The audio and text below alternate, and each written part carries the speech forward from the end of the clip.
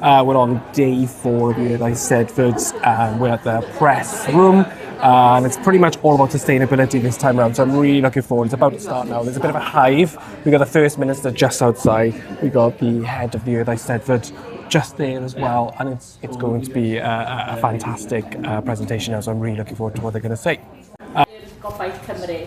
A dwi'n edrych ymlaen at ddiwrnod llawn cystadlaethau uwchradd blwyddyn 789, offerynnol blwyddyn 10 a 19 oed, a chyhoeddi enillydd ysgoloriaeth yr Urdd yn yr heulwen yma yn Môn.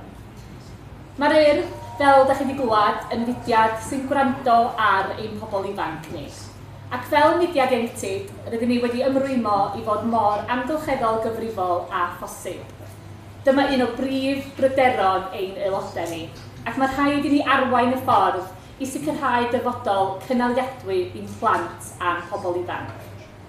Braf yw cyhoeddi felly ein bod ar hyn o bryd yn sefyll ar gau Eisteddfod yr Urdd werddaf erioed. Mae ein tîm o staff wedi gweithio'n galed a chydweithio gyda partneriaid mwyn sicrhau eleni yn bod yn arbed 40 tunnell o allyriadau carbon, sy'n gyfystyr a phweru pentre Pencaernisiog yn Ynys Môn am flwyddyn gyfa, neu blannu 1,800 o goed a'i tyfu am 10 mlynedd. Dyma waith sy'n gwneud gwahaniaeth mawr, a braf i'w deud yn swyddogol bod yr Urdd yn arwain y ffordd i sicrhau bod gwyliau teithiol yn gallu cael eu cynnal mewn modd amgylcheddol gyfrifol. Mae hyn oll yn bosib drwy waith ar nifer o feysydd gwahanol o'r hwyl. Mae defnyddio safle parhaol fel cae sioe yn golygu bod yn gallu defnyddio is-adeiled sy'n bodoli'n barod, yn ogystal â phwer grynd a solar. Mae partneriaeth yr Urdd ac Afanti yn parhau eleni, ac mae'r stiwdio deledu yn cael ei bweru gan system batri. Ac mae uned pwer hydrogen yn pweru 30% o'r maes am y tro cyntaf erioed, gan gynnwys y llwyfan canlyniadau a'r pafiliwn coch. Diolch i partneriaeth arloesol rhwng yr Urdd, Menter Môn ac Uchelgais Gogledd Cymru. Ond nid dim ond pweru'r maes mae'r hydrogen gwyrdd. Mae hefyd yn gyfle i addysgu, ac mae Menter Môn yn cynnal teithiau tywys o'r uned pwer drwy'r wythnos, mwyn i blant a phobl ifanc gael dysgu am egni gwyrdd. Does dim nwy na mwg tywyll yn dod o'r unedau pwer hyn. Yr unig allyriad yma ydy dŵr, glân a ffyr, ac mae hyd yn oed modd ei yfed, sy'n syniad da ar ddwrnod poeth fel heddiw. Dyma ddŵr mwyaf newydd y byd, a'i unig allyriad o bweru ardal brysuraf y maes. Gelwir Ynys Môn yn Ynys Werdd yn aml, ac felly mae cyhoeddiad heddiw yn deyrnged gwbl addas i Ynys Môn. Mae'r gwaith arbennig sy'n digwydd ar yr ynys i'w gamol, ac mae'n braf gallu efelychu hynny ym mhrifwyl ieuenctid Cymru. I ddeud gair pellach am rôl yr ynys y maes cynaladwyedd, dyma David Griffith, rheolwr gyfarwyddwr Menter Môn i ddweud gair. Rhowch groeso mawr os gwelwch yn dda.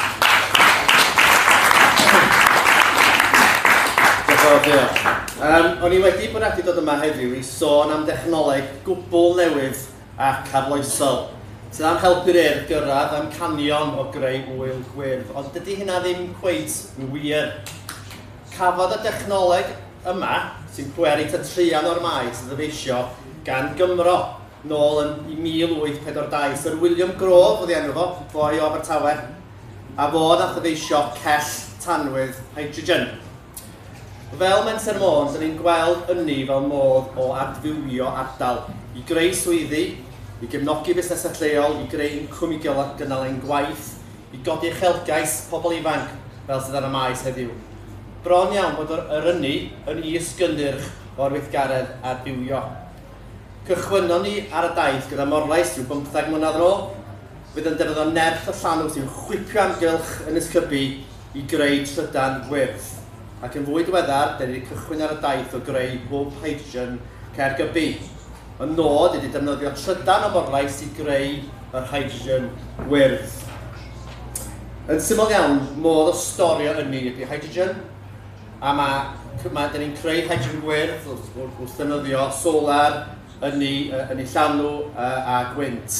A mae'n ffordd arbennig o ddad carboneiddio fatha setia teledu, gwyliau ac canolfanna adeiladu ac yn y blaen.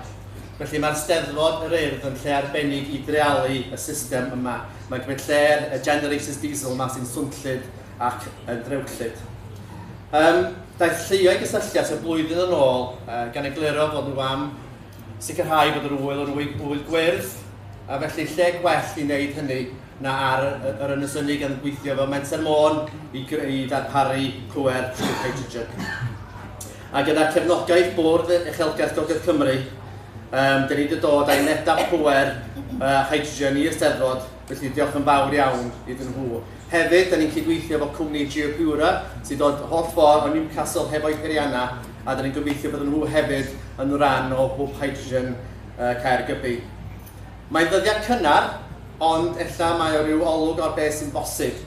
Be well na bysyn ni'n gallu pweru Eisteddfodau Cymru gyda hydrogen sy'n cael ei bweru gan ynni llanw morlais, a bod y byd i gyd yn aros yma yng Nghymru.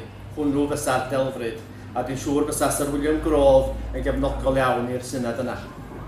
Diolch yn fawr.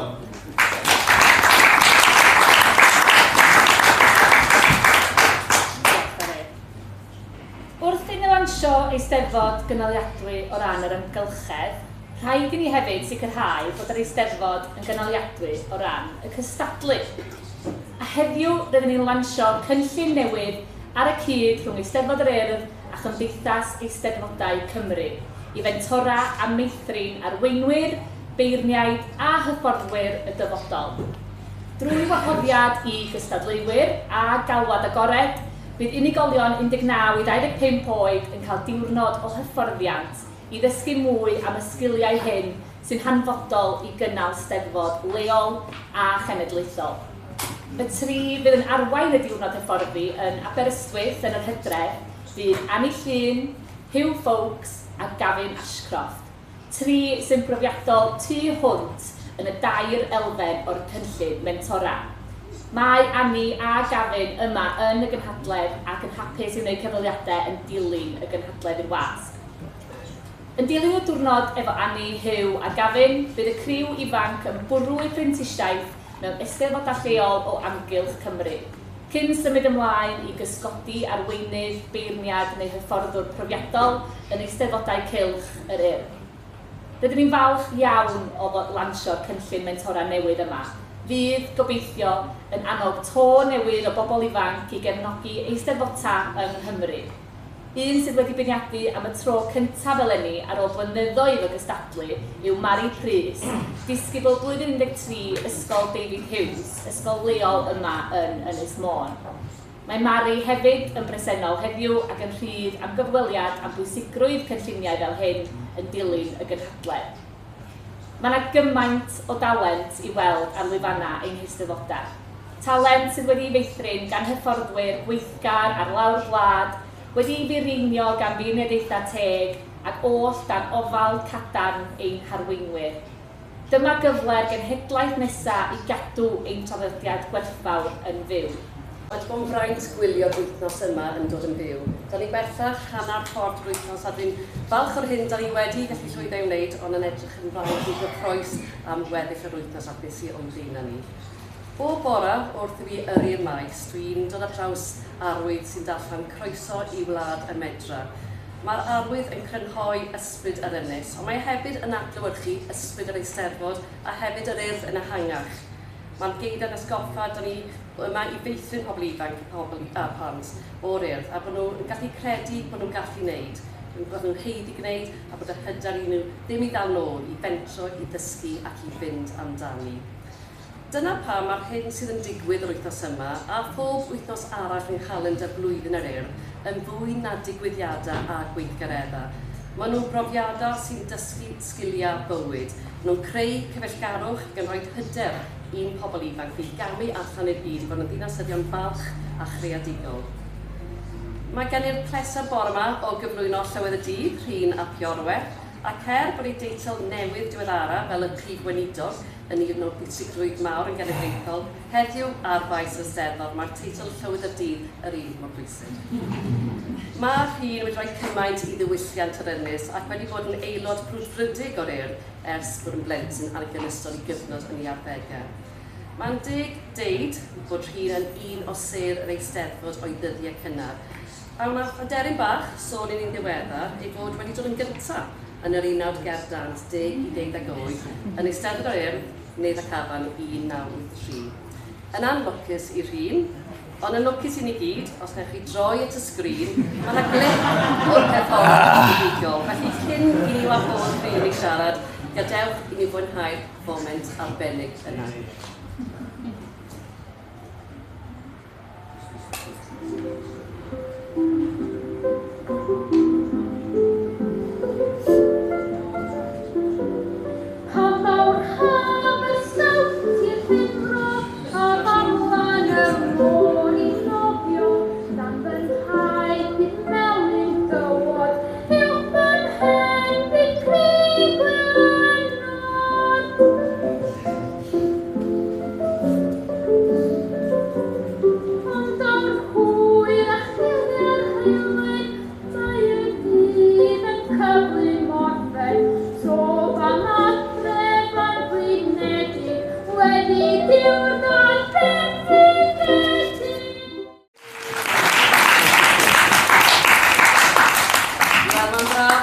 Mae'r daith na wedi arwain. I'r llwyfan cenedlaethol, croeso mawr i Llywydd y Dydd, Llun a Diolwedd.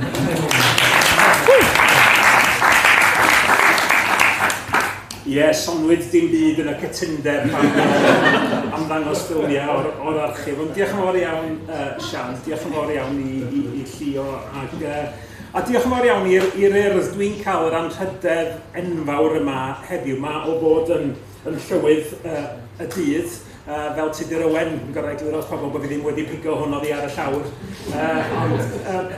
Tra dwi'n cael yr anrhydedd yma, gen i'r Urdd, mae'r diolch am y cyfleon dwi wedi gael dros y blynyddoedd. A mewn munud neu ddau, na i sôn am yr thema honno o gyfle, pan dwi'n cofio cyfleon mynd i wersyll yr Urdd Llyn a Llangrannog a bod yn aelod o gwmni theatr ieuenctid yr Urdd, cystadlu mewn siarad cyhoeddus. Aelwyd yr Urdd ym Mhorthaethwy oedd yn ddigwyddiad wythnosol pwysig iawn i ni. Ac ie, wrth gwrs, yr Eisteddfod efo llwyddiant, weithiau, cam ambell i dro hefyd wrth reswm, ond dwi wedi madda am yr sirni wedi mynd am hynny.